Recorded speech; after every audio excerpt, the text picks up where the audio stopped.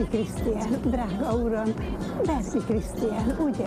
Akkor önhöz van szerencsém. Csókolom.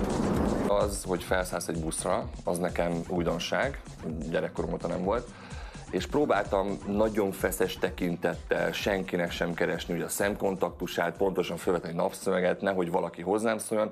Erre ott van egy ilyen kis helyes kis idős nénike, és azonnal betalált. Hogy lehet találkozni? Ez véletlen dolog, nagyon kell sérteni nagy megbeszélésre, gyorsan voltam felülök erre a buszra, csak nekem kellene tudnom, hogy ez tényleg ilyen lassan megy, ugyanolyan lassan, mint a személyes, és megáll mindenhol.